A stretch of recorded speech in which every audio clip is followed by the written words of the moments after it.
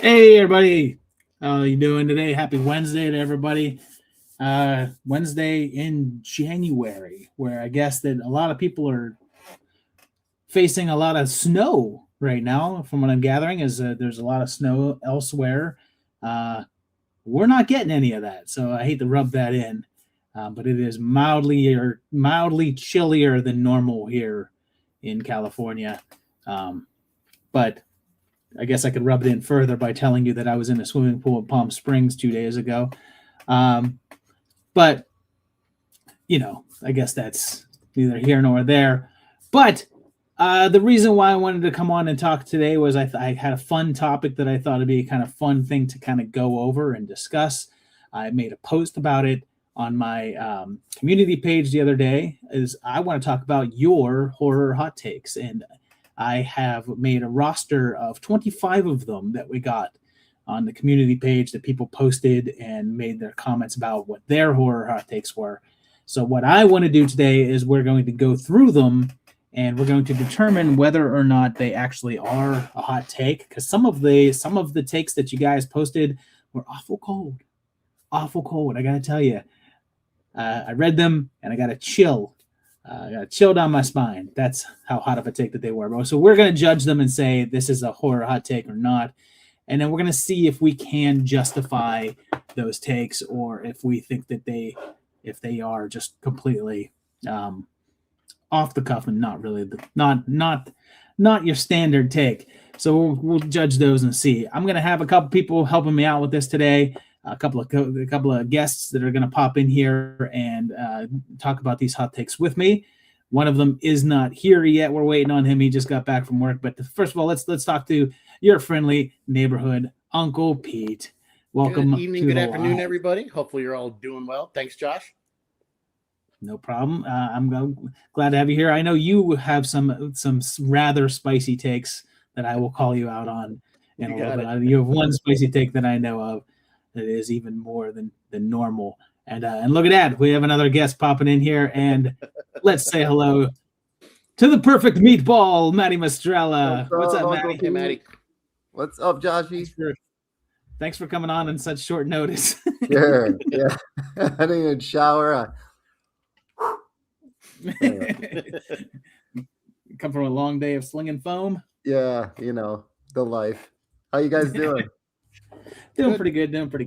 Just enjoying this Wednesday. I just said, and I don't even, Maddie doesn't even know what we're talking about today. But our topic we're going to be discussing is we're talking about horror hot takes. As people have given me their hot takes with horror movies, we, the three of us, are going to judge them and see whether or not we think that they are hot takes, and if they are absurd or not. I have 25 of them in this presentation here, so let's just jump right in. Let's just get right to it and find this first one. Are you ready? Are you ready for a hot take? Let's see how hot. I know. I think this first one is. I think this first one, as I put up here, I think is mildly spicy. All right, you ready for it? All right, here we go. Our first hot take is. While the Elm Street remake had some flaws, it was still better than 4, 5, and Freddy's Dead. And Jackie Earle Haley was a scarier Freddy than any after Part 3. Is that hot? Is that a hot take? Because I think that's a fairly hot take. Only because I'm not a fan. One of my hot takes is after Part 3, Nightmare on Elm Street drops off. Now, Jackie Earle Haley was the best part of that film. I will say that. That was the best part of the film, but it's hot, but probably not. I'm probably a little more milder than you are. Maddie, what do you think? I agree with Uncle Pete. I think it's pretty mild take. I don't really like 5 or Freddy's Dead. I hate the remake, though. And I do have some love for 4. But I don't think this is that crazy a take, honestly. I mean, Jackie Earle Haley was the best part of that movie. He's definitely more menacing than Freddy after Part 3, 100%. So, yeah, I'm going to go with Uncle Pete. I'm going to say mild. I don't consider this that hot. Yes, yeah, I think the second part of this, that Jackie Earl Haley was a scarier Freddy than any after part 3. I think that take is like ice cold. I think that part is ice cold. I think most people would agree, especially because after part 3, they didn't really seem to want Freddy to be scary anyhow. He was supposed to be goofy. So having a scary Freddy, that yes, I'll agree with that. Jackie Earle Haley was a scarier Freddy. I don't think that made him a better Freddy than any after part 3 because it's Freddy. Um, but the first part, I can't get on board with. I would rather watch 4 or 5 or Freddy's Dead, 4, 5, or 6 any day over that remake. Oh God, I hate that remake. So even though I wouldn't be like that vehement about it, so I won't give it that hot of a take. But I've seen parts 5 and 6 more than the remake, but I think I would rather watch the remake because it's just so cheesy when Freddy's like, "It's a boy." It's just so ugh. I'm all about that. I like part 5. I don't know what it is. I like part 5 because it looks cool. The motorcycle kill is cool. Yeah. All right, let's do our next one. I think we're in agreement that take is medium hot. No, not that bad. All right, how about this one? If you've seen one slasher, you've seen them all. Not hot. That's like not even Tabasco hot. I mean, I can see where the person's coming from. There's a certain formula that you hit that started like in the 70s, like with Giallo, and it's formula's there. Yeah, what are we talking about here? Are we talking like Psycho 2, which I think is an amazing movie? Would you consider that a slasher? I guess some people would. That is definitely not you've seen them one, you've seen them all.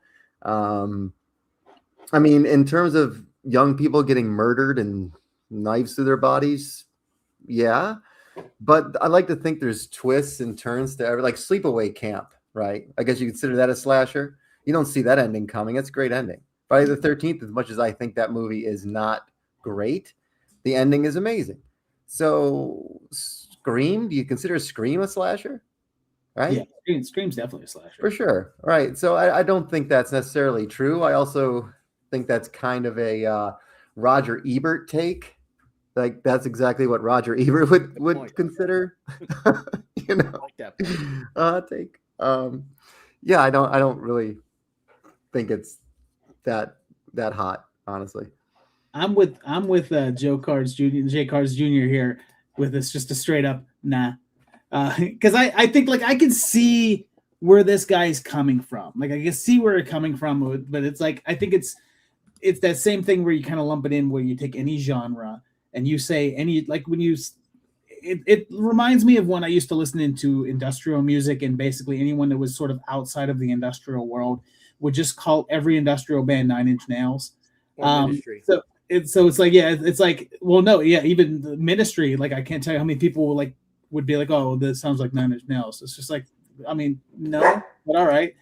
But I think it's the same thing. I think that, like, yes, all the slashers sort of follow, get out of there.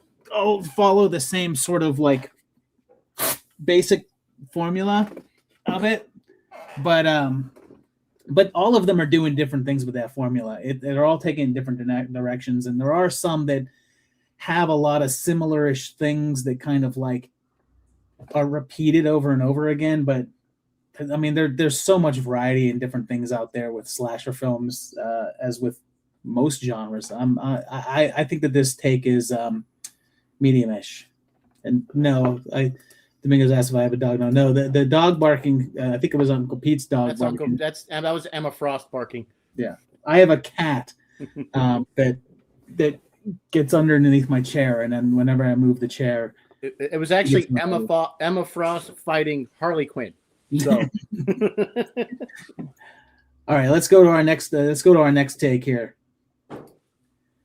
Zombie movies have become kind of ho-hum and redundant. That's not hot at all.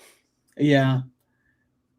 I think that I mean, even worse than the slasher formula, just the zombie movies. Like I understand what 28 Days Later was going to that franchise because it's not really zombies, and I think The Walking Dead kind of killed it. But that's not too hot. Yeah. Matt, what do you No. think? Yeah, it's not hot at all. I tend to agree. Although I did like 28 Years Later. I watched that recently. Everyone kind of dumped on that movie. I thought it was pretty good and had a really nice heart to it. I loved it. Yeah, right. I I mean, loved it. so I mean, ho hum might be a stretch. I still find there's definitely some interesting ways they could take it, but yeah, I mean, it's redundant. It's been done 100 times. It'll continue to be forever. But yeah, here we are. So Yeah. you do have some of the outliers that really did something special, like The Battery, that it took the genre, but it made it more focused on like the actual surviving of it, while you still had that zombie trope. But like, there are still movies that outliers that still try and do something a little different that make it stand out. Yeah. Mhm. See, I would agree wholeheartedly with this up until, maybe the last decade or so, where I sort of, because zombie movies are kind of dead. I mean, the Walking Dead TV show kind of killed the zombie movie as a genre. But then we have had some really unique and different ones, like Train to Busan. I feel like was really stood out and was very different than it was. The Girl with All the Gifts was really unique and rather different. And yeah, I did think 28 Years Later was pretty different and unique. So I think that like the zombie movies we're getting now are outside of the beaten path and not ho hum and redundant. So maybe we just need a resurgence of something there, but but yeah, not a hot take. So far, it's not too warm, Josh. I know. We're gonna get there. Trust me. There's at least one in here that's gonna make you want to throw something out a window. All right, here you go. I'm not a big fan of the Halloween franchise. This may be why I think Halloween Kills is the best of them all. That's hot. That's hot. I don't know if that's like the best of them all outside of the first one, or if that's like they think Halloween Kills is better than the first one. Or maybe it's best of the David Gordon Green trilogy. I don't know. That I couldn't even agree. Because I'm not even. Yeah, I won't even go there. I mean, as I've stated multiple times, Halloween Kills is one of my least favorite of the whole I franchise. remember when you saw that film, you were not going to make a video on it. We were chatting, and then you said, "Nope, I can't help myself," and you had to go talk about it. Yeah, I know, and I still stand by my whole statement that Halloween Ends works better if Halloween Kills is gone. Like, I mean, I think that if you watched Halloween 2018 and then you just went straight to Halloween Ends, I think it actually has a better flow than the others. But Maddie, what do you think? I don't agree with this hot take at all, but I can understand where they're coming from a little bit. Mm-hmm. Now, in terms of like kills and violence, Halloween Kills has that, all day. I mean, that's what you're looking for in a Halloween movie, then that's the one. In terms of acting or story or writing, no. But then again, does the original Halloween really have that hot a script? Not really, right? So I think this take is I don't agree with it, but I can understand where they're coming from. So I don't really consider this to be too crazy. I love the original Halloween. I think it's a great movie, but like I said, it really is kind of a one-note film. And I could see why people that grew up in a different decade would think that Halloween Kills is better. I guess let me just put it that way. See, that's what I was thinking. This person is probably a little bit on the younger generation than, I mean, all of us are probably, We can ask him because it's Lord Vilger here, and Lord Vilger said that it was his. So we can ask. Because what's funny is I'm totally on board with the first half of this, because I am not a big fan of the Halloween franchise either. I am a huge fan of Halloween, the first movie. I'm a huge fan of John Carpenter's Halloween, and I'm a big fan of Halloween 3, Season of the Witch. Mm-hmm. The entire rest of the franchise, I think, is fine. Like every other movie in the franchise, I'm okay with, but like it's a franchise that I'm just not that excited about in general. But I'm not a fan of Halloween Kills at all either. But there you go. I do want to point out, I want to say thank you really quick to Domingos for the super chat there. And he said, Hereditary is good, but the Peter actor is boring. I like him. I think he's actually pretty good. Yeah, that's a hot take for me. Yeah, I think he's got a good like his face is very expressive. Like he shows a lot just with his facial expressions. I like him. Mm-hmm. All right, let's go to our next hot take. The Blair Witch Project is an overrated bore. I can see, again, I'm going to pick on somebody, I'd say a younger generation. I don't think it's overrated because this was before found footage. This didn't start the genre, but it, kind of lit the fuse to that boom. I enjoyed it so much because it was the first time seeing it. If you've seen it after you've seen a bunch of found footage films, I can see it being boring. So maybe it depends on when you've seen it in your life. Yeah. I'm with you on that. Maddie, what do you think? No, 100%. I'm with Uncle Pete on that. Seeing that movie in the theater for the first time and having all the hype, I walked out of it like lukewarm. And then I remember laying in bed that night and thinking over parts of the movie, and I got genuinely creeped out. And that has not really happened that much. You know what I mean? You're like, oh my God, he was standing in the corner. They mentioned that. Your mind starts to come up with the. Yeah. So in terms of being original at the time and innovative, yeah, it was great for that time and place. But is it an overrated bore? Yeah, kind of. Like watching it now, I've seen the movie once. I don't know if I could sit through it again. It's a one-time experience. It's funny because I also saw it. I saw it in the theater on opening weekend, and I adored it. And I still think it's a really solid film. But it was not long after I saw it, a friend of mine asked to say, like, do you want to should I go see it? Is it good? And I remember saying, and I stand by this, I remember saying, like, do you want to watch a movie? Like, do you want to watch a movie that is a film with like a narrative, like a typical kind of movie? And or are you okay with having like this experience where you're sitting down and you're like putting yourself in this scenario and you're like, okay, is this real? And letting it feel like it's real. Because I feel like that's what it is. I feel if you kind of like surrender yourself to that experience of like feeling as if you are watching these just lost tapes, I think it's great. I think any found footage movie that nails that is great. But there you go. And I will say Heather's screams can still give me goosebumps. The way she screams in that film at the end or when she's running, that was real terror. That's like, and like same thing, Maddie, I had seen it. I was like, okay, that was pretty cool. It's brought up to standing in the corner and I got like a chill. I was like, oh crap. Yeah. Mm-hmm. We got to mention over here though, because Rec is peak found footage, and that is certainly not a hot take because it is peak. That's some ice water. Love that. I don't think that was up there as a hot take. That was just a thing there. Thank you really quick to Alan82. Thank you very much for the $5 super chat. To be fair, it's still better than Paranormal Activity, and that is a 100% yes, indeed. Yeah. It is way better than It's better. Although I will tell you that I saw Paranormal Activity in the theater opening weekend as well too, and the guy that was sitting in front of me was like a teenager that was like super into it and was like freaked out, and it made the whole movie that much better for me because he was just oh no. It was it made it so great. I loved it. All right, here we go. Let's go on our next hot take here. Hot take: Exorcist 3 Legion is one of the scariest movies ever made. I think this take is ice cold. I love that. Brad Dourif in that movie is, and that jump scare, not hot at all. No, this is I think this is the coldest take on here.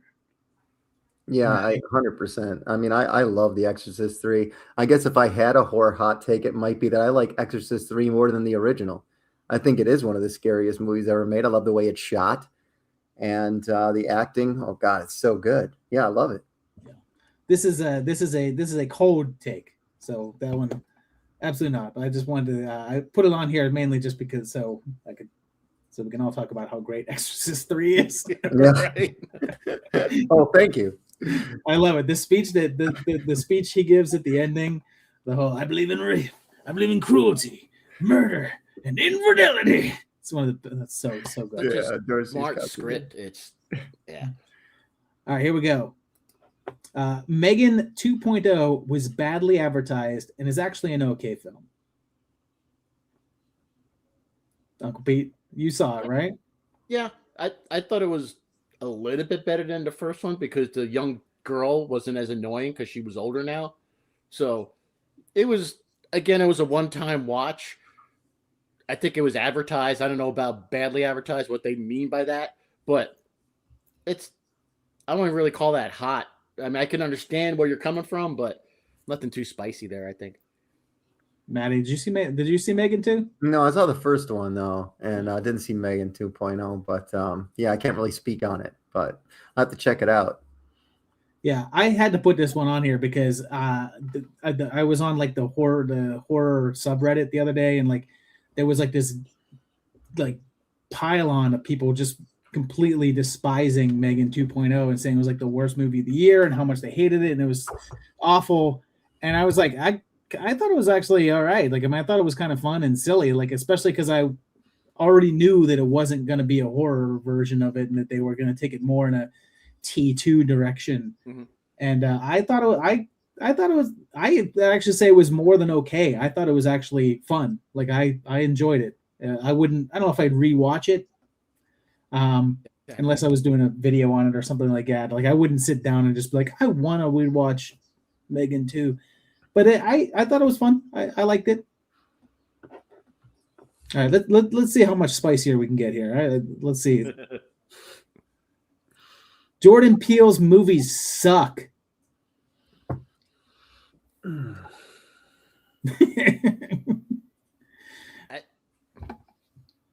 I mean, I'm not a fan of his films.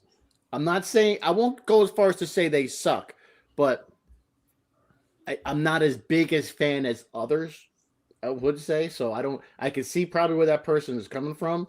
It's just they're not poorly made. I mean, they got good scripts. They follow it. I just don't really find myself revisiting any of them. Maddie, I know you feel a certain way about this. I really like Get Out. I love that movie. I thought it was great. Us was decent. I didn't think it was anything too crazy special. And Nope, I wasn't a real big fan of. And then I watched it again, and I liked it better the second time. To say he sucks, that's kind of a hot take because I don't think he sucks. I mean, Get Out alone is enough to say he doesn't suck. I think Man, he's not Uwe Boll. I mean, yeah, it's not. It's like, okay, you don't like it, but does he suck? No, there's other directors that are way worse than he is. Come on, man.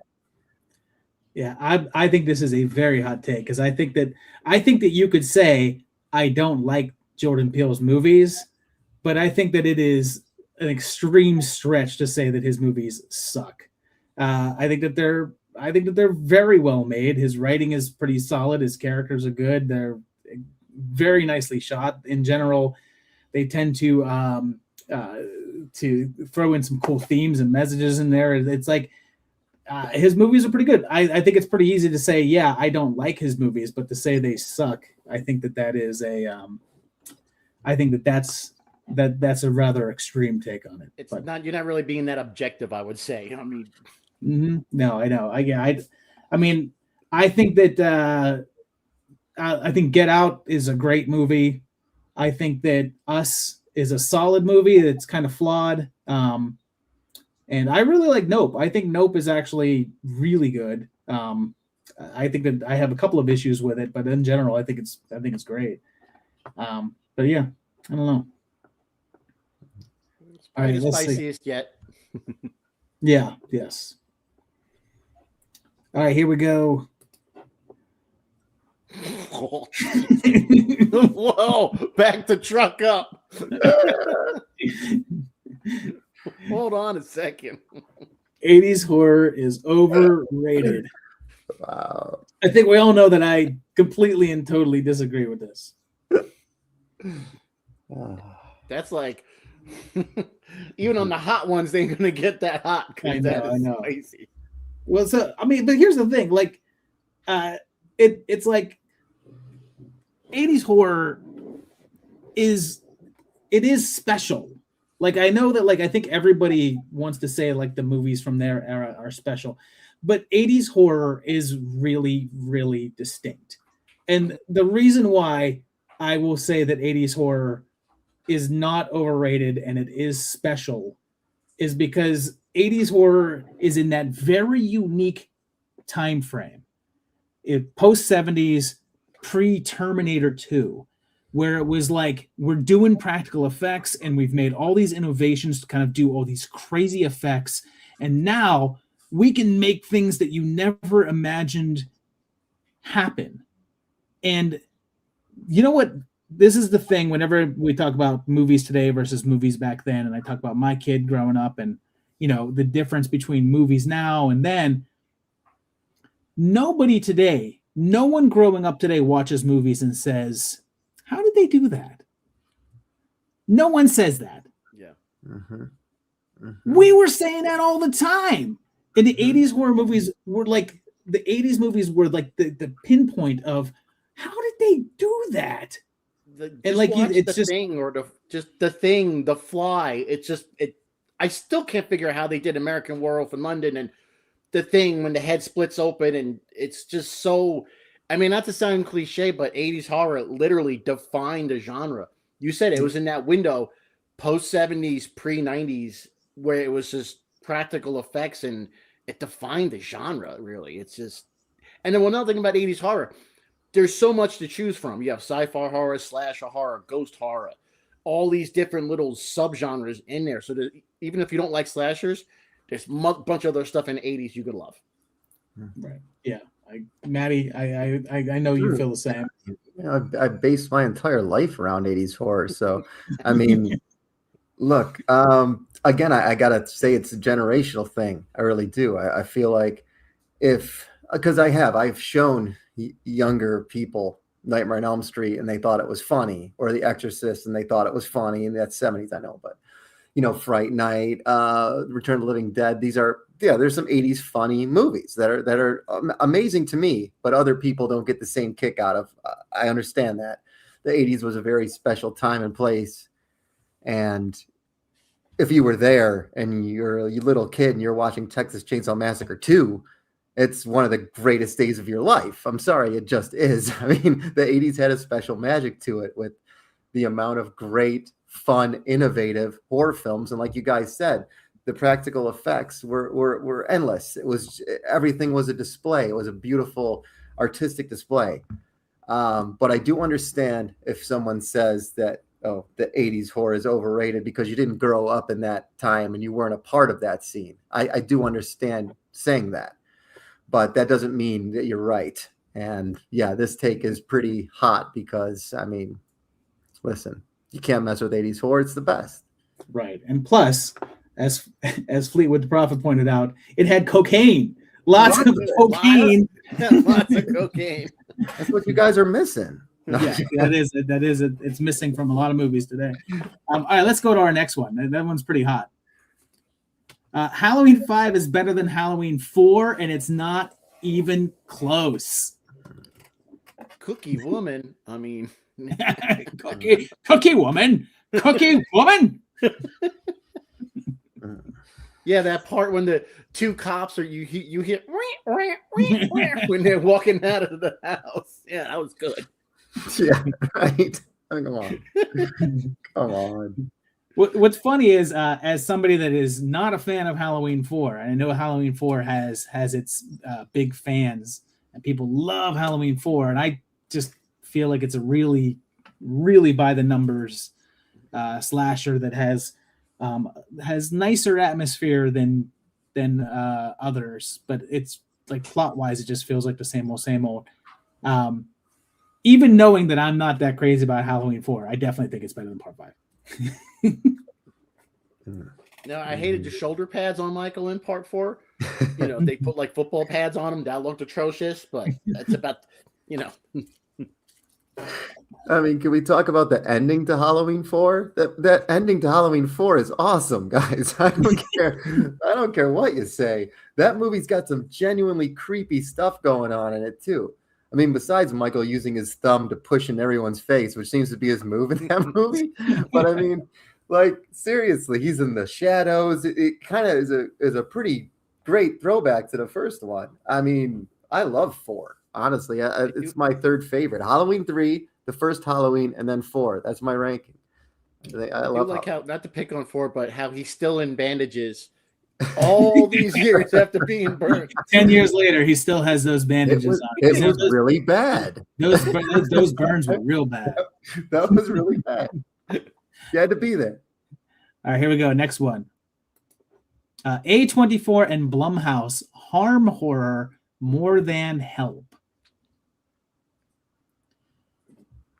I think that's pretty spicy. I really don't agree because there's some really clever A24 films out there. A little A24 more than Blumhouse, but like Midsommar is just so good. Hereditary. There's some A24. Killing of a Sacred Deer. There's just so many, Black Coat's Daughter. There's so many good ones out there. I think that's kind of spicy. Yeah. Oh, Maddie? I love A24. I love that production company.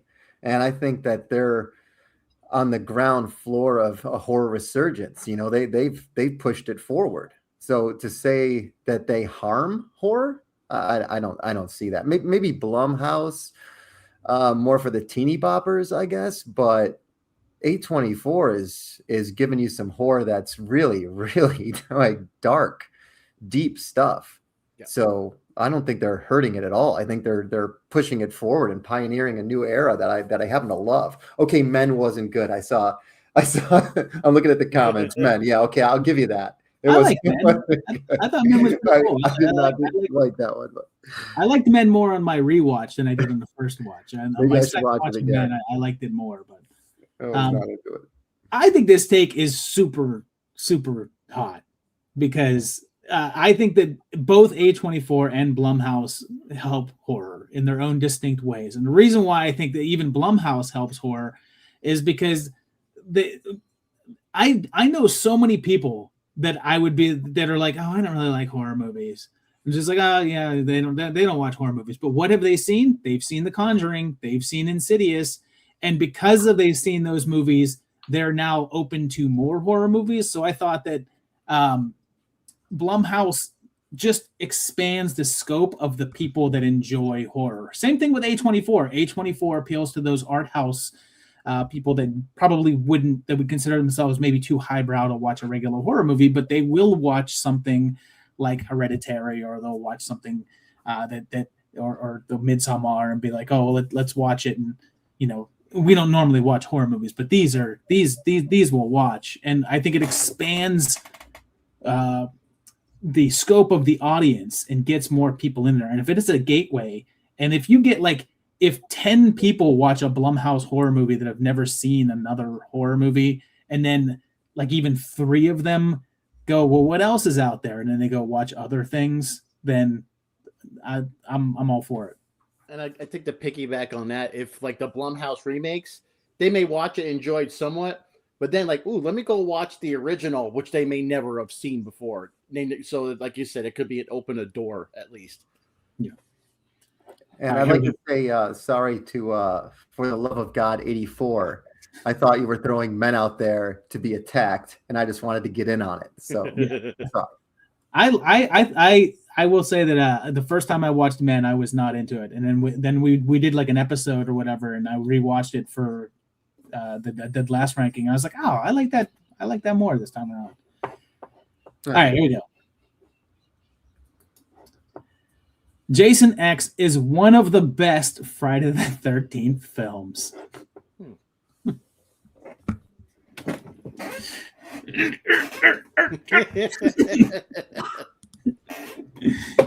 I don't know what it is. I truly dislike Jason X. I don't hate it or anything like that. If somebody wants, if I'm sitting down to watch it, I'm not angry, but I do not enjoy it at all. I just looked at my last rankings. I ranked it as number 4 because it's dumb and goofy, but I don't know what I'm drawn to this film. I just have a love for it. I ranked this number 4, so I'm with this. Not the best, but actually, no. If you think about it, yeah, I kind of agree. Yeah. Maddie? Yeah, I got to agree with Uncle Pete on this. I think Jason X is fun. It's I saw it in the theater. It was goofy then. It's goofy now. But it's, I mean, in terms of like which Friday the 13th film is the best, I mean, at least it's doing something new. And yes, it's a comedy. I think it's a comedy more than you could even call this thing a horror film. So, but I had fun with it. So I don't think that's that hot a take. I think that's my beef with it, is that I don't think it's that fun, especially because I know that they wrote the script to be straight, and after Scream was a big success, they made them go back in and change the script to make it funnier and make it more self-aware. And they gave everybody goofy names. Yeah, and I feel like a lot of the humor feels very forced to me, and it doesn't. It makes me roll my eyes, and when the girl is getting sucked out into space and she goes, "Man, this sucks on so many levels." Yeah, you didn't find that funny, Josh? No, not really. I don't. It's like that character in particular, just stuck out to me as like somebody that they were really trying too hard with, and it just did not work for me. And so it's not my like least favorite of the franchise, but it's definitely it's one of my least favorite to watch. But he just wanted his machete. Ugh, that I hate that the most. That's so stupid. It's so dumb. All right, anyhow. All right, here we go. I mean, I even love his movie Bruiser, so that person's out of their mind. I mean, he defined that genre. I just want to soak this in for a minute.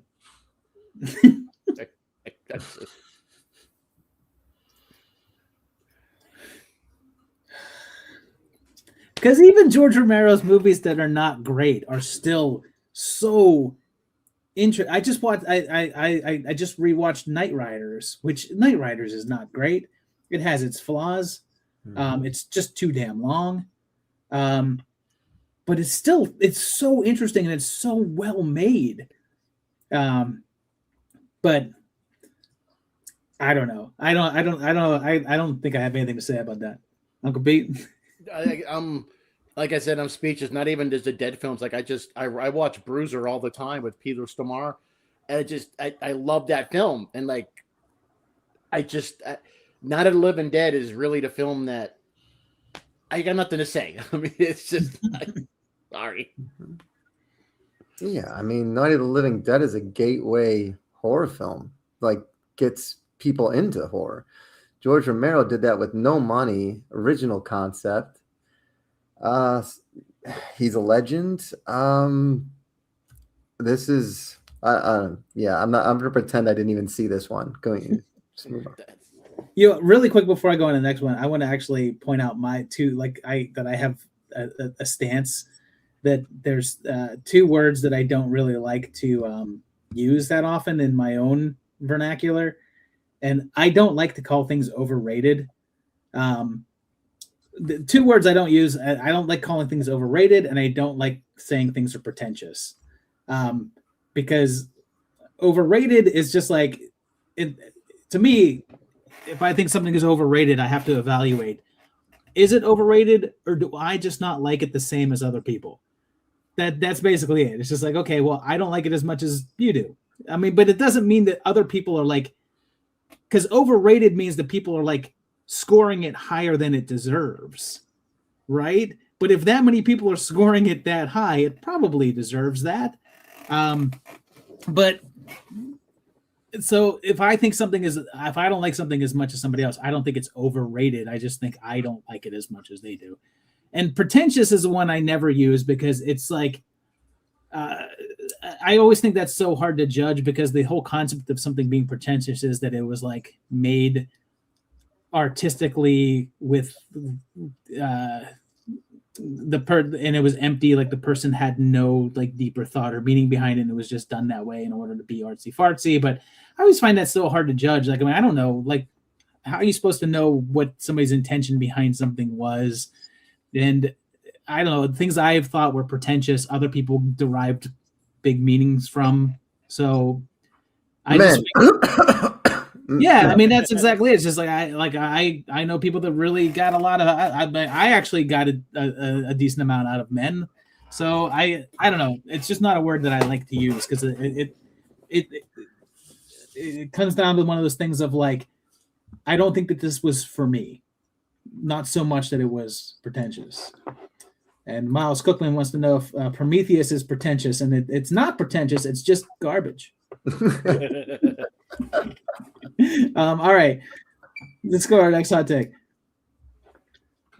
The Hatchet franchise is overrated.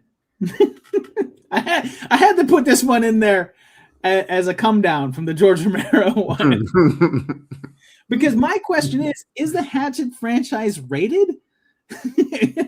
I love it for what it is. Like the tagline was like good old like American horror.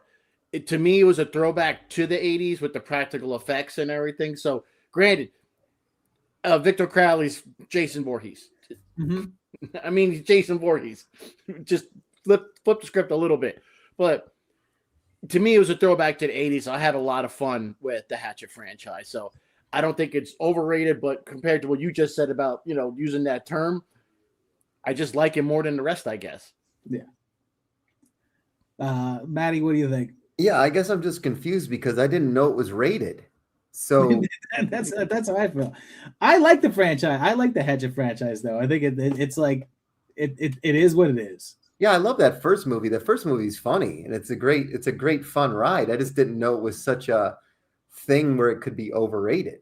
I don't think anyone really cared about it. Your video when it was like you got a sponsor for that video. It's like I can show this kill again and again. Oh, I know. Rips the girl's head open like a soda can. Yeah, it's fun. Wait, John Estrada called me out and said, I like the Hatchet franchise, but not Jason X. Yes, that's true. I do. I do. Absolutely. The Hatchet franchise, I mean, the Hatchet franchise it's not even one that I like. And I guess that's why I think it's funny. And I say, like, is it even rated? Because I don't really like the Hatchet franchise. I don't think that but it is, I know what I'm expecting. It gives me what I expect, and that's just what it is. It's just like dumb, goofy guy in a swamp killing people. That's it. That's what I expected to do, and it does it. Yeah. All right, here we go with another one. Child's Play is the most consistent in terms of overall quality in terms of horror franchises.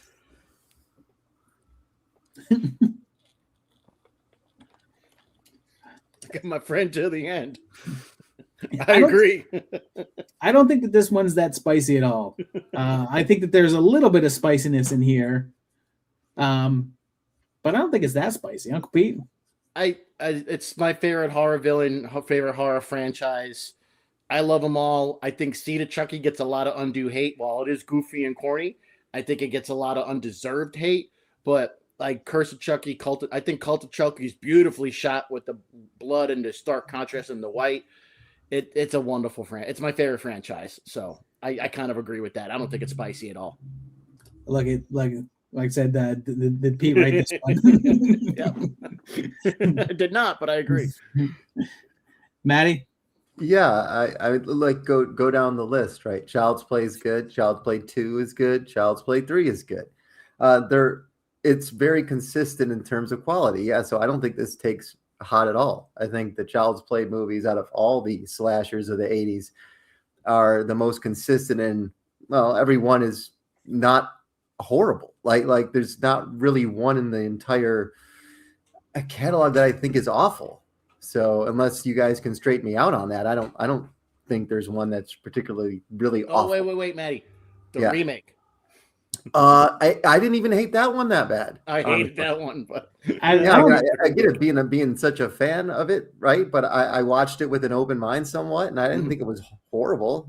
It was a throwaway movie for me. I'll never watch it again, but I didn't think it was bad, you know. I'm not a fan of the remake, but I also don't consider it part of the franchise because the franchise was still ongoing at the point. Yeah. But yeah, I mean, I actually really agree with this because I do feel as if I feel like Child's Play in terms of like an initial movie, like isn't that high. Like I mean, you got Halloween, which is like the first movie is like up here. You got Nightmare on Elm Street, where like the first movie is up here. And they got Child's Play, where the first movie is kind of like here-ish. It's like here. It's pretty good. And the second movie is like pretty good. It's like it may drop down a bit, but it's not dropping that much. I think it stays pretty consistent all throughout, and I agree with this. Thank you to Domingos again for the $2 super chat. I like hot take. I like a guy with a car and no sense of humor. All right, here we go. Black Christmas 2019 is the best of this series. Uncle Pete, I know you feel a certain way about this. That's nuclear. I'm sorry. That's nuclear to me because the original is my second favorite slasher next to Halloween.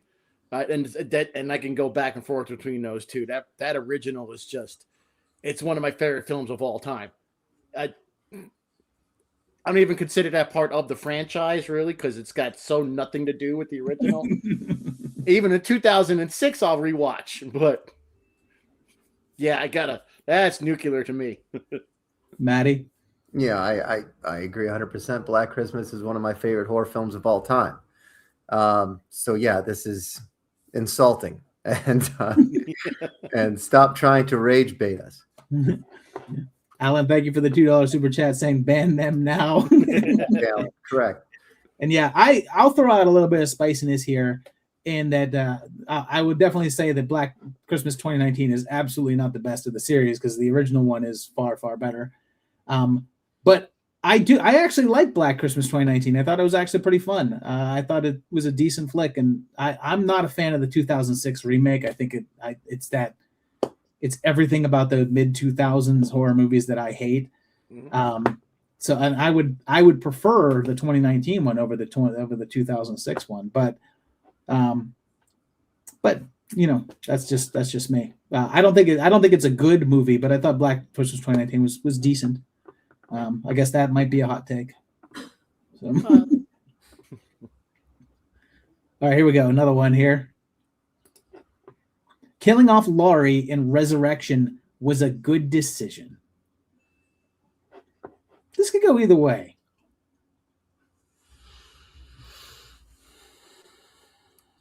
I think if they killed her off at the end of, if they killed Bolt off at the end of H2O, would have been better, but it was such a throwaway because it was just like, yeah, I don't know, it didn't do nothing to push the story along. It was just like, oh, let's just close this bookend and open up another one. Maddie? Yeah, I'm kind of indifferent to this. Like, yeah, like we all know why they brought her back, you know, to get butts in the seats, right? Yeah. But you know, I did see this in theaters too, and my butt was in that seat, and I had a great time with Resurrection because that is one of the dumbest, goofiest films I've ever seen. So I kind of think it was a good decision because then we wouldn't have gotten a karate fight. So I'm gonna go with this is not that hot. It's funny because I was going to say this, but Obi-Wan Kenobi beat me to the punch. The idea is not terrible, but the execution was terrible. I think it was a good idea and it was a good decision to kill off Laurie for good, but the way they did it was just so stupid. That's right. Let me take your mask off. It was so dumb. But yes, having her finally get killed off and getting her out of the franchise was 100% a good move. But there you go. All right, here we go. Another one. Gremlins 2 is better than the first one.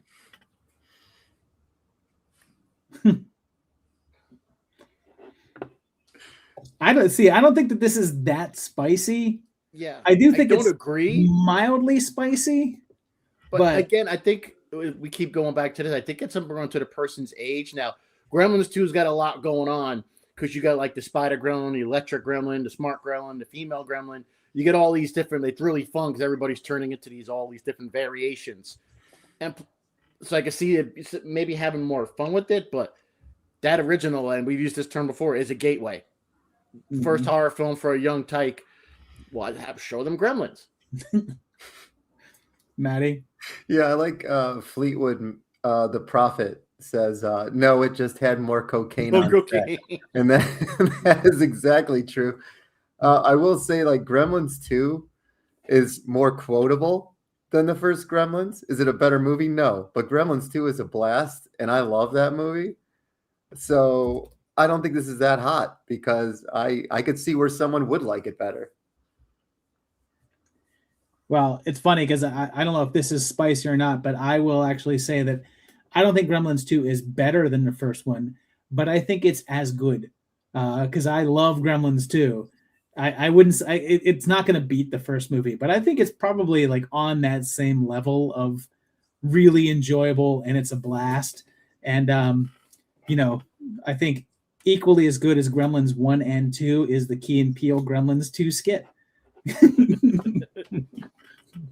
Well, one thing I will agree with Gremlins 2 is they didn't do a same town again. Oh, let's throw it in a high-rise building with all this advanced stuff. So they actually did something different this time. So it's just not a rehash of the first one. So I could definitely see it being on par. Yeah. All right, here we go. Another one. The Children of the Corn franchise does not suck. Yeah, it does. Yeah, I think this is a hot take. It does. It really sucks. It does. I don't even think that there's one. I don't even think that there's one in the entire saga that I think is just like that one's the good one. No. I enjoyed the first one. No, I know. I hate the first one. I don't hate it. Which is the one Screaming Mad George did the He Who Walks Behind the Rose puppet? That's part 3, and that one's okay. Yeah, but it still okay. kind of sucks. Yeah, it still kind of sucks, but that's the most watchable one. So yeah, this is not a hot take. None of those are good. Yeah. So no, I think this is a hot take. Oh yeah. I mean, this is a really hot take. Yeah. They're not good. Yeah. Miles Cookman said, "Tell that to Charlize Theron Yeah. and Nicole, and not Nicole Kidman. Sorry, Naomi Watts in there too." All right. I'll only watch if I had to choose. I would watch the first one because Linda Hamilton's in it, and I love her. I would watch part 3 for the Screaming Mad George. Crazy so. All right, there we go. Event Horizon has like 2 good lines that everyone quotes and maybe 3 minutes of decent horror content. The rest is mediocre sci-fi. Uncle Pete? I love I love that book. I'm actually reading the prequel comic right now, which takes place. It shows you what happens on Event Horizon. But granted, I wish we could have gotten the film that got destroyed because it was stored in a salt mine, I guess. I just heard about. I wish we could have gotten all that deleted stuff, but it's still a very solid film. Lawrence Fishburne, Sam Neill's performance is excellent. All the characters are great. I don't want to say they're copying. It had an Alien feel to it with I liked all the characters. It had that Alien 2 feel with all the different characters in that spaceship. I love it. So I think that's kind of spicy. Maddie? I really don't think it's that spicy at all. I mean, I like Event Horizon, but I mean, it's a little underwhelming, I guess. I was expecting more because I saw in Fangoria all these gory pictures, and they give it to you in that quick cut, way. But no, I didn't think it was particularly that well written. I guess there is a cut that is gnarly, and they haven't put that out, right? You were saying, Uncle Pete, right? There's a better version of this film. I want to see that. I didn't think the version they gave us in the theater, because I saw this in theaters too, was that great. I was underwhelmed by it. So no, I don't think this is particularly hot. Real quick, thank you to Mike for the $2 super chat. This take is Prodigy Erasure. I gotta tell you though, I hope as long as it's not erasure, let's keep erasure around. I agree with this take 100%. Because I remember seeing Event Horizon when it came out and being like, that wasn't that good. And then like when there was all this new love for it, and everyone was talking about how it was like this unsung great movie, I was just like, maybe I misjudged it. Let me give it another shot. And I rewatched it, and I was like, all right, maybe let's check this out again. Maybe it'll be better. And I watched it. I was just like, wow, no, I still don't like this movie. I mean, there is like the hot take says, there's a couple of things in there that are solid. Like I think everybody loves the "we're leaving." I mean, that part's great. There's some good stuff, but overall, I'm not that into it. The Major Blazer says that Sunshine is better, and I like Sunshine. Sunshine has its own problems, but I do like Sunshine. I like Danny Boyle though. So, all right, let's do a couple more of these. I don't want to go too much past 5. Any horror character can be recast. It's just a matter of the right actor stepping into the role and presenting their own take. Any horror character can be recast. Yeah, that any is a tough one because even though it's not my favorite franchise by any means, Freddy Krueger is Robert Englund. I mean, granted, Jackie Earle Haley did what he could, but any is a stretch. Any is a stretch because this is a few that you're known for that role. Maddie, how do you feel? Yeah, I mean, listen, you're talking about an entire genre of films here. If I said, The Godfather, you could just take out Brando, or you know what I mean? It's like you can't do that with Jack Nicholson in The Shining. You can't do that with Robert Englund, Nightmare on Elm Street, in my opinion. A lot of characters, Nancy. You can't really. I don't see anybody else really doing the role that good. I mean, you're kind of dumping on the genre, which kind of upsets me. So, yeah, I think this takes really hot. I think I'm going to be the outlier here because I agree with this. I think that you can recast anybody. I think that there's people that are really hard to recast. Like I think finding a different Krueger would be really, really difficult. And I think that like, yes, finding a different Jack Torrance would be tough. And yes, as was mentioned in the comments, Bruce Campbell as Ash. Like it'd be really hard to have somebody else be Ash other than Bruce. But I think that it's possible. I mean, I would hate to say that I'm completely closed off to the concept of somebody else doing it in any way, shape, or form, because I don't know. There could be some guy out there, some actor that has this really cool take on it that we don't know about and steps into it and does give us completely different take on it. And you're just like, whoa, that's really, I would have never expected that to be like that. And I think it's pretty possible. So I would say that there are certain horror roles that are really difficult to recast, really tough.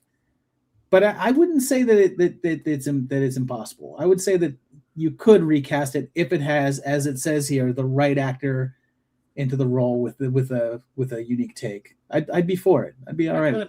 I kind of see what you're saying, and now it's not horror, but just for an example is like when we're old enough to remember when they said they can't Michael Keaton as Batman.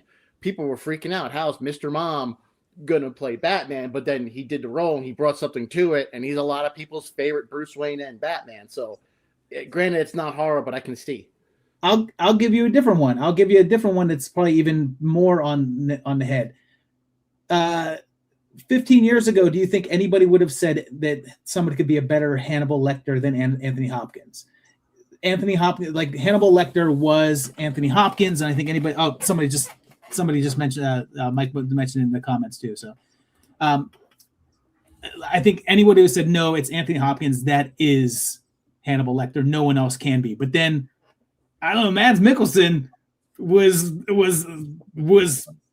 Hannibal. He was great in it. So I think I think it's just a matter of being there. And Wolfman got Nards pointed out that Brian Cox is a better Lecter. I did like Brian Cox as Hannibal, but I don't know if I'd give him better. But he was really good. I think that he was really good. But I thought Anthony Hopkins was better. But that's just me. They were both really solid. All right, what's the next one here? All of the Saw movies are trash. That's you may not have to be a fan, but yeah, I can't. That's a little trollish. I mean, some of them are trash. Don't get me wrong, but that first one, watching it for the first time in the theater, not knowing the ending, and I'm like, well, I saw that coming. Like, no, you didn't. Like, no, you didn't. Maddie, All is a stretch. Sorry. You could say most of the Saw movies are trash, and I'd agree, but I don't agree with this one. yeah, I would say the same thing. Even though I'm not as big a fan of the first one as other people are. I think the first one's just fine. I hate the twist. I think that's my horror take, is that the twist ending of Saw 1 is complete garbage. It's so stupid and makes no sense, and only works if you Have a sequel for the sake of having a twist. It makes zero sense. Okay, here we go. Next one. Ghostface is an overrated villain. Scream is an overrated franchise. I'm shivering because it's my least favorite franchise. So I know. I agree. You'd be on board with this one. I'm on board. I honestly, and this would be my spicy take, I think Scream is just a few jokes shy of Scary Movie. That's the way I feel about it. It's just a few jokes shy of Scary Movie. That's my spiciest take. Maddie, how do you feel? If I remember correctly, you really like Scream. I like the first Scream, but Ghostface is an overrated villain in terms of look. Yeah. Is it an overrated franchise? A little bit, because I really like the first one and not much really after that. The last couple have been decent. Like, I've sat through them, but I'm not a huge fan of it as it is. So, yeah, I do like the first one, like I said, but after that, it definitely falls off. And yeah, he's kind of an overrated villain. He's like a Spirit Halloween costume coming at you. You know, and it really, I guess that makes it, anyone could be Ghostface, which is, kind of scary, but anyone could be Michael Myers too. And I don't know. I don't think this is that hot particularly. And one of my biggest issues with the Ghostface costume is they treat it like it's the costume from The Greatest American Hero. These people put it on, they're getting shot and knocked over and knocked out, and they get back up right away. It's just. I think Maddie, I think what you said is the reason why I do like Ghostface. I am also not the biggest Scream franchise fan. I think the first movie is fantastic. I think Scream 1 is really, really great. And everything after that, I just think is fine. I mean, I don't dislike it. I don't think they're bad. I just am not as into it as other people are. It's just, they're fine. But the thing I do like about Ghostface is that whole notion that yes, anyone can be Ghostface. And I think it even goes beyond the whole Michael Myers thing, because like, whereas Michael Myers is just like one guy, and it's not like sort of a Roy Burns kind of thing where it's like, well, if you put the mask on, you're Jason. It's not that. Like, Ghostface is just, it's not an identity. It's not a person. It's more of just like an alias. And I like that. I like that idea. But there you go. We got two more to do here really quick here. Jesus, Mary and Ralph. I saved this one the best for second to last. I put this really close to the ending. No. I mean, you're talking about some of my favorite movies of all time that are not The Thing in Halloween. Christine, Assault on Precinct 13, Prince of Darkness, even Vampires, for crying out loud. I don't care. I love that film. I hate vampires. I love it. But what, Maddie? I'm gonna fix this. The John Carpenter movie Memoirs of an Invisible Man is mostly boring and a slow burn. There, I fixed it. Can we move There on? you go. Is it a slow burn though? No, but it's just a burn. And I get this off the screen. I can't even look at this anymore. I know. Boy. I see. Here's the thing. I can understand someone saying that they just aren't into John Carpenter movies, right? But I don't get how. I don't agree with the idea that they're boring. or slow burns, especially The Thing. The Thing is not boring at all. There's like a monster attack, like literally about every 15 minutes. Mhm. Like a really crazy over the top monster attack that's like nonstop. It's happening. Yeah, and like it's something Halloween. you've never seen before. It's, you know. Yes. So I don't know. Wow. All right. Whew. And Wow. yes, Roger says it's all in the reflexes. And who could call Big Trouble in Little China Slow and boring. Boring. I know. And the Fleetwood Prophet saying, "What does Jack Burton say at a time like this?" Well, Jack What always the says, "What the hell?" All right, here we go.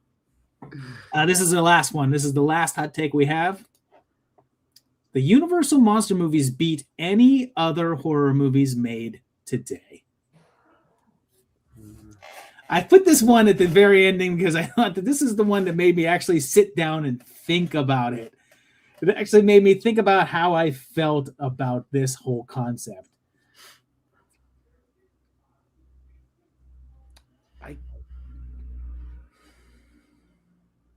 If you look at it on a scale with what they worked with back then compared to what we work with now, what they were able to achieve back then, I can kind of agree with this in some sense. Like Bela Lugosi was Dracula, Lon Chaney Jr. was the Wolfman, Glenn Strange was Frankenstein's monster. All the like what they did with the Invisible Man, Dr. Jekyll, Mr. Hyde, Creature from the Black Lagoon.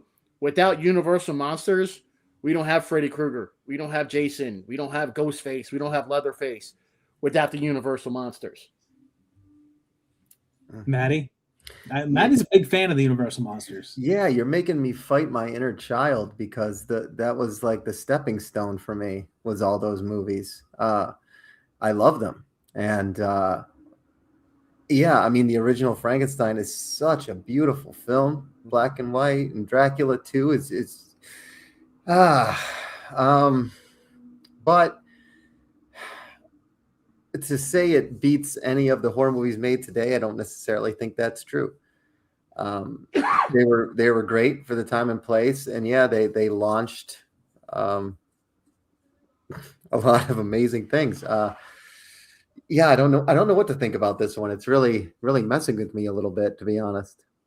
Yeah, I feel the same way because it's like part of me wants to wholeheartedly agree, but then the other part is torn because it's like but there's so many other, but there's a lot of good stuff that's today.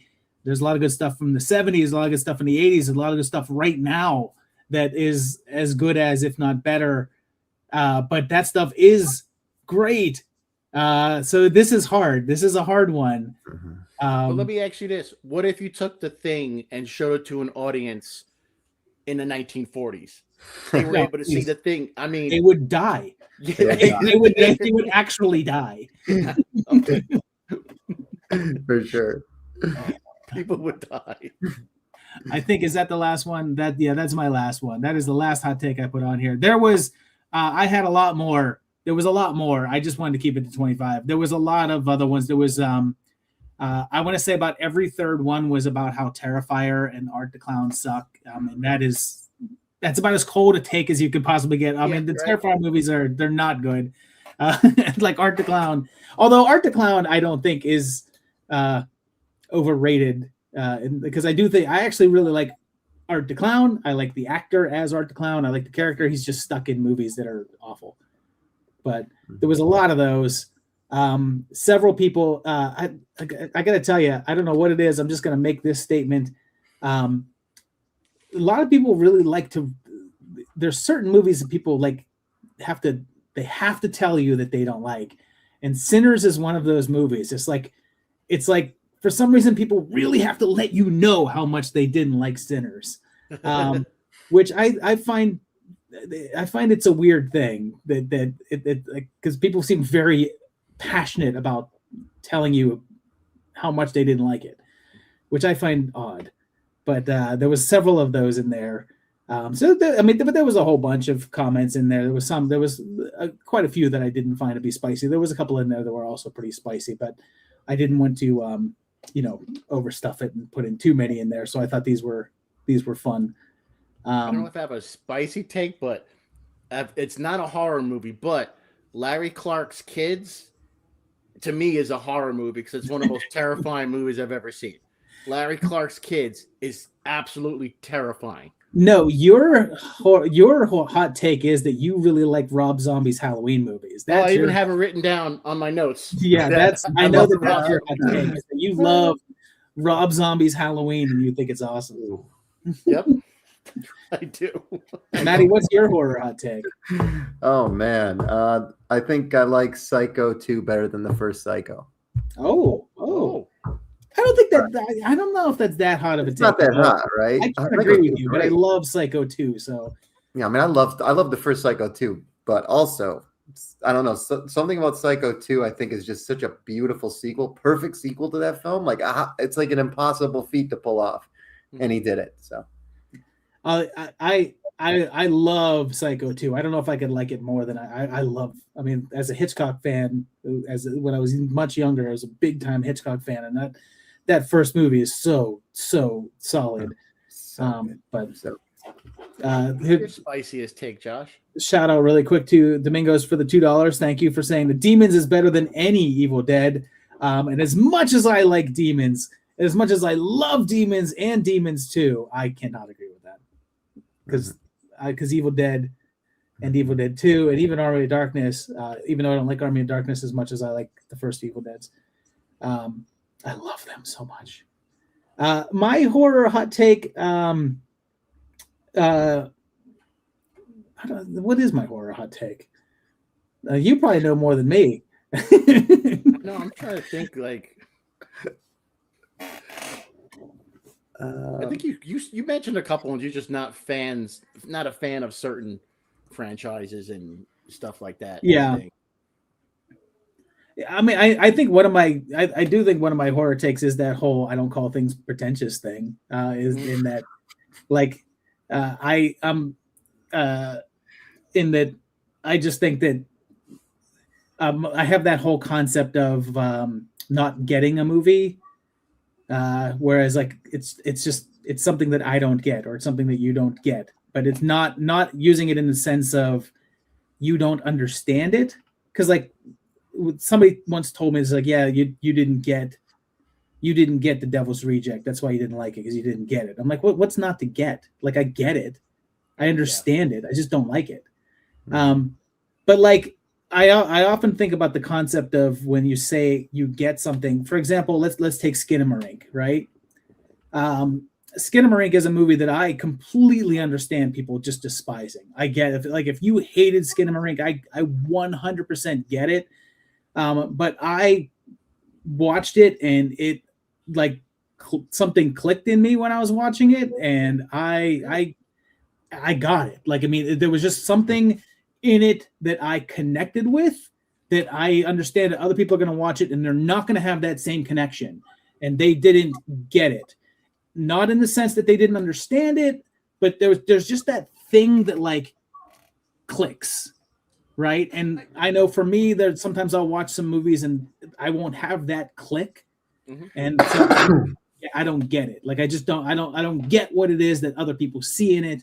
Not saying that it's bad, but it's just this artistic vision that I didn't connect with. I didn't get. Mm-hmm. So I guess that's my hot take. I don't know if that's hot. No, but that's a good observation, because we were talking about The Long Walk, which was my favorite film last year. Mm-hmm. I've watched it 10 times since it's been on home release, and I get something from it. But I think you were like on the fence with it. But me, I could watch it anytime. Something clicks with me in that film. Oh, I loved it. Don't get me wrong. I loved Long Walk. Was in my top 5 of last year. It's an amazing movie. Okay. It's literally only the final 3 minutes that I'm like that I feel like it went from being an outstanding movie to being like to having an ending that was good. Like the ending just wasn't as good as the entire. It's the joke. Stephen King's endings, the same thing as endings. Yeah, but no, man, Long Walk. The Long Walk easily was one of the best movies last year. Oh, easily, yeah. And I'm glad you guys are showing love to Skinamarink, because I thought I was the only one that watched that and was like genuinely creeped out, and I thought about it for days after. Yeah, like.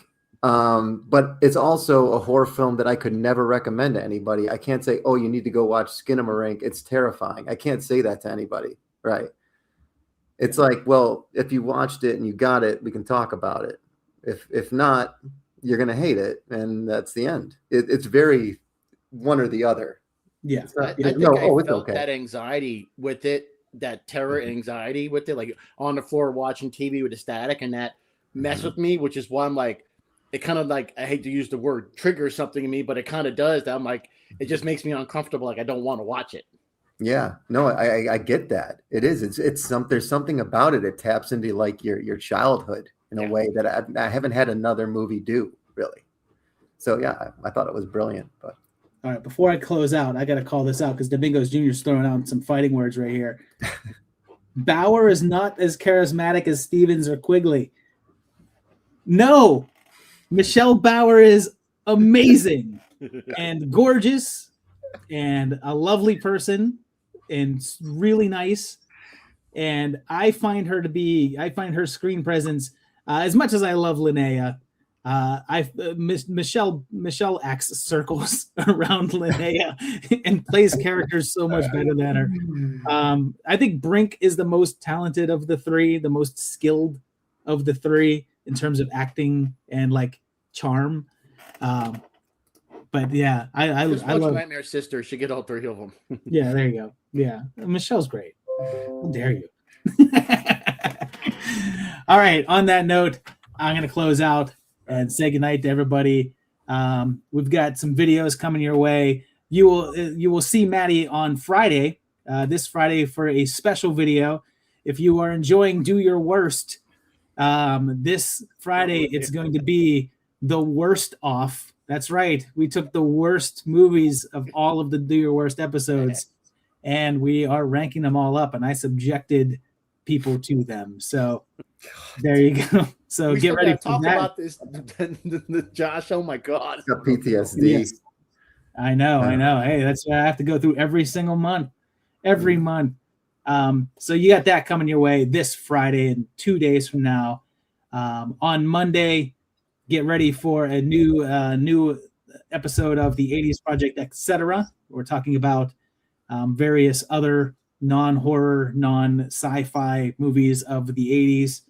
And then next Friday, get ready for a new episode of Rip-Offs. I won't tell you what the theme is, but covering some more Rip-Off stuff next Friday. But until then, see you guys later. And thanks to my guests for coming to join me. And thank you guys Thanks for having us, for hanging out. Cool. Later, guys. Later.